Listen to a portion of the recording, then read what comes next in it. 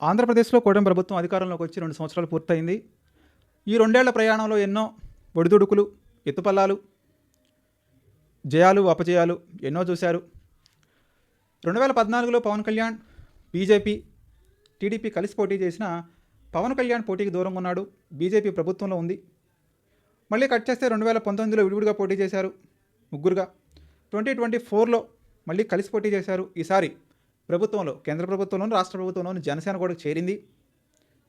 Subject to correction, కేంద్ర ప్రభుత్వంలో జనసేన చేరలేదు. కట్ చేస్తే 2024 ఎలక్షన్స్లో బీజేపీ, జనసేన, టీడీపీ కలిసి పోటీ చేశాయి. రాష్ట్ర ప్రభుత్వంలో జనసేన, బీజేపీ ఉంది. కేంద్ర ప్రభుత్వంలో బీజేపీతో పాటుగా టీడీపీ ఉంది యాజ్ ఆఫ్ నౌ.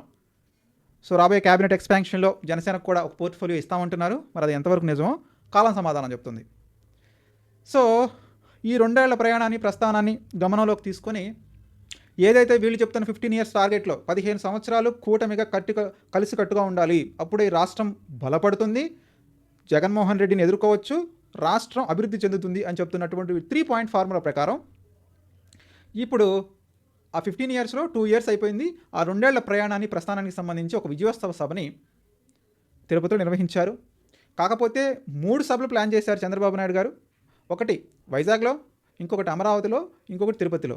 సో అన్ఫార్చునేట్గా ఏదైతే విశాఖపట్నంలో ఆ ఉక్కు ప్రమాదం జరగటం వల్ల అరౌండ్ 10 మంది చనిపోవడం వల్ల అప్పటికి ఆ సభలను వాయిదా వేశారు. విజయోత్సవ సభలను వాయిదా వేశారు. వైజాగ్ని తీసేశారు, అమరావతిని తీసేశారు. మొన్న తిరుపతిలో సభ పెట్టారు. దాని పేరు 2 ఏళ్ల విజయోత్సవ సభ. సో ఆ సభను చూసినప్పుడు ఏమనిపిస్తుందంటే 2014లో ఏదైతే ఊపు కనిపించిందో ఎర్లీ 2019కి వచ్చేసరికి ఆ ఊపు లేదు. 2019లో ఏదైతే ఊపు కనిపించిందో 2024కి డబుల్ అయింది. 24లో ఏదైతే ఊపు కనిపించిందో 2026కి వచ్చేసరికి జారిపోయిందా అనేటువంటి డౌట్ అయితే వచ్చింది. మరీ ముఖ్యంగా చూసుకుంటే మీరు అబ్జర్వ్ చేస్తే టీడీపీ కష్టకాలంలో ఉన్నప్పుడు జగన్మోహన్ రెడ్డి మానియా ఆధిపత్యం ఒక రేంజ్లో కొనసాగుతున్నప్పుడు చంద్రబాబు నాయుడు ఒక మహానాడు పెట్టాడు ఒంగోలులో. అసలు ఎవరు ఊహించాలి అంతమంది జనం వస్తారని, అంతమంది యాక్టివిస్టులు వస్తారని, అంతమంది లీడర్స్ వస్తారని. ఒక బిగ్గెస్ట్ బ్లాస్ట్ అయిపోయింది. గూస్ బంప్స్ మూమెంట్స్ వచ్చినాయి టీడీపీ లీడర్స్కి. మళ్ళీ పార్టీ అధికారంలోకి రాబోతున్న కాన్ఫిడెన్స్ వచ్చింది. అప్పటి నుంచి టీడీపీ యొక్క గ్రోత్ ఎక్స్పోనెన్షియల్గా పెరిగిపోయింది ఎలక్షన్స్ ముందు నాటికి. సో 2024లో ఎలక్షన్స్ జరిగిన తర్వాత 2024 నుంచి 2026కి అంతే ఎక్స్పోనెన్షియల్గా డిప్రికేట్ అవుతుందా అనిపించింది. ఒక పక్క కార్యకర్తల ఉత్సాహం అయితే కానివ్వండి, లీడర్స్లో ఉత్సాహం అయితే కానివ్వండి, సీఎం స్పీచ్లో కానివ్వండి, చంద్రబాబు నాయుడు స్పీచ్లో కానివ్వండి, పవన్ కళ్యాణ్ గారి స్పీచ్లో కానివ్వండి, లోకేష్ బాబు స్పీచ్లో కానివ్వండి, మాధవ్ స్పీచ్లో కానివ్వండి, ఎవరి స్పీచ్లో కానీ అంత పెద్ద అద్భుతాలు, మిరాకిల్స్ ఏం లేవు.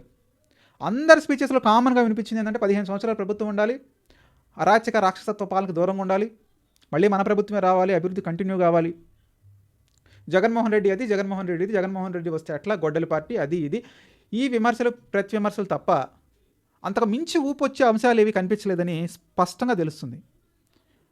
2 ఏళ్ళ విజయోత్సవ సభ పెడితే టీవీలన్నీ కూడా అవుట్ రైట్గా కవర్ చేయాల్సిన అవసరం ఉంది, వాళ్ళ ఛానల్సే.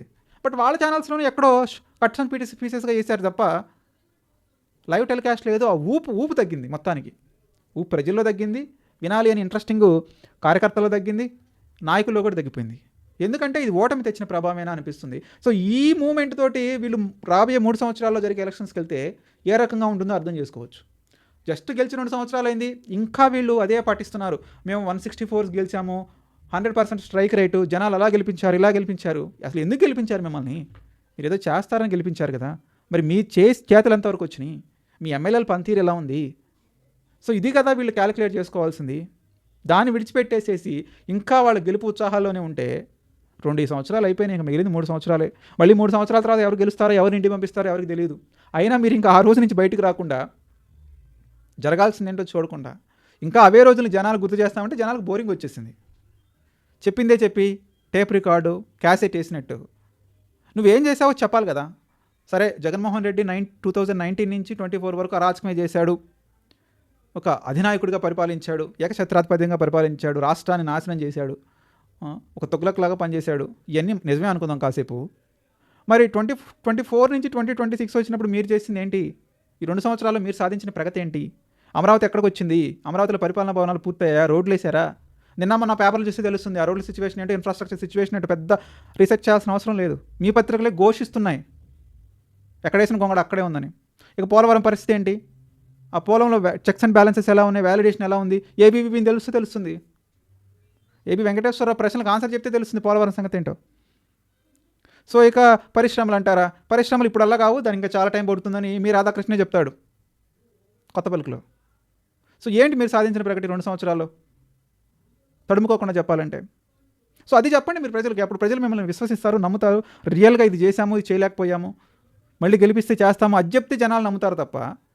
నేను అప్పుడు 2004లో ఉమ్మడి ఆంధ్రప్రదేశ్లో హైదరాబాద్కి నేను డెవలప్ చేశాను, అప్పుడు అలా వచ్చింది, ఇప్పుడు అమరావతి ప్రపంచ స్థాయి అవుతుంది.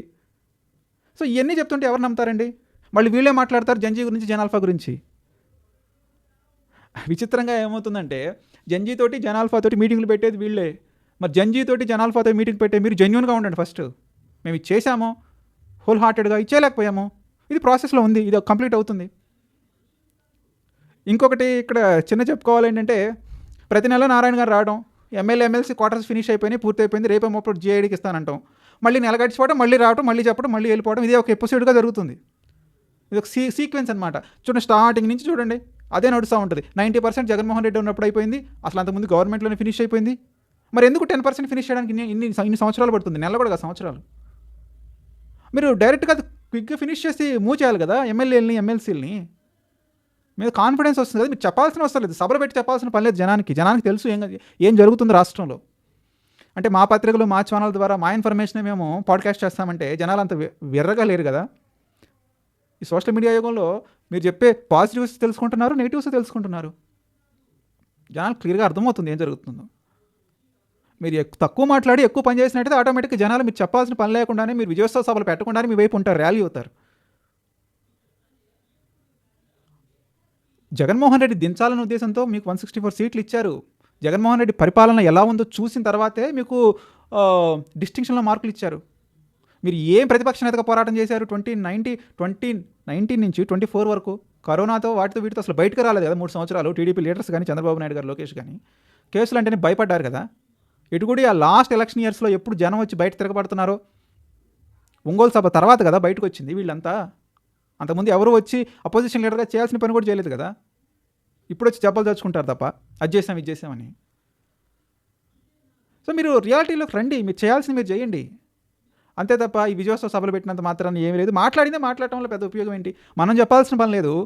అందులో ఒక ఎంపీ దగ్గుమల ప్రసాదరావు అనేటువంటి ఒక వ్యక్తి, కూటమి పార్టీ ఎంపీ, ఆయనే చెప్పాడు, ఇప్పటి వరకు మనం చాలా విమర్శలు చేశాం జగన్మోహన్ రెడ్డిని, ఆయన పార్టీని. మనం ఏం చేశాము ఈ 2 సంవత్సరాలు అనేది ప్రజలకు చెప్దాం, ప్రజలకు వివరిద్దాం, ప్రజలకు వెళదాం అనేటువంటి ఒక స్టేట్మెంట్ని ఆయన ఇచ్చాడు కూటమి వేదికగా. సో ఇంతకు మించి వీళ్ళకి ఇంకా కావాల్సింది ఏంటి? కాబట్టి ఏంటంటే గత ఆయన బాగా చేయలేదు కాబట్టి ఆయన వదిలేసుకున్నారు. ఇప్పుడు మీరేం చేశారనేది ప్రజలకు చెప్పండి. చంద్రబాబు నాయుడు అయినా, లోకేష్ అయినా, పవన్ కళ్యాణ్ అయినా. అప్పుడే మీకు క్రెడిబిలిటీ ఉంటుంది. లేదు మేము అదే చేస్తాము, అదే ఓల్డ్ రికార్డ్ వేస్తామంటే మళ్ళీ ఎలక్షన్స్ వస్తే మళ్ళీ వాళ్ళు అవుతారు. దానికి పెద్ద ఆయన చేంజ్ చేసినప్పుడు మిమ్మల్ని చేంజ్ చేయడం పెద్ద పనేం కాదు కదా. సో ఈ విషయం అయితే ప్రభుత్వం కానీ, ప్రభుత్వ పెద్దలు కానీ ఆలోచించాల్సినటువంటి అవసరం అయితే ఉంది. మీరు ఏం చేశారు ఓపెన్గా చెప్పండి, ఏం చేయలేకపోయారు ఓపెన్గా చెప్పండి, ఎందుకు చేయలేకపోయారు ఓపెన్గా చెప్పండి. ఇక్కడ ఇంకొక విషయాన్ని కూడా ప్రస్తావించాలి. డెఫినెట్గా వైట్ పేపర్ రిలీజ్ చేయాలి చంద్రబాబు నాయుడు, కూటమి ప్రభుత్వం. ఏదైతే జగన్మోహన్ రెడ్డి అది చేయలేకపోయాడు, ఇది చేయలేకపోయాడు, పోలవరం పూర్తి చేయలేదు, అమరావతి పూర్తి చేయలేదు, ఎకనామిక్గా రాష్ట్రాన్ని సర్వనాశనం చేశాడు అని చెప్పి రోజుకు ఒక పేపర్ రిలీజ్ చేసి మీడియా పెట్టి జగన్మోహన్ రెడ్డిని తిట్టుకుంటూ తిట్టారు కదా. మరి మీరు 2 సంవత్సరాల పరిపాలనపై ఒక వైట్ పేపర్ రిలీజ్ చేసి ఇది జరిగిన ప్రగతి అని రాష్ట్రానికి చెప్పండి, ప్రజలకు చెప్పండి. సో వ్యూవర్స్ కూడా కామెంట్ చేయండి. అప్పుడు వైట్ పేపర్స్ రిలీజ్ చేసినట్టుగా ఇప్పుడు కూడా Chandrababu Naidu white paper release చేయాలా, అవసరం లేదా?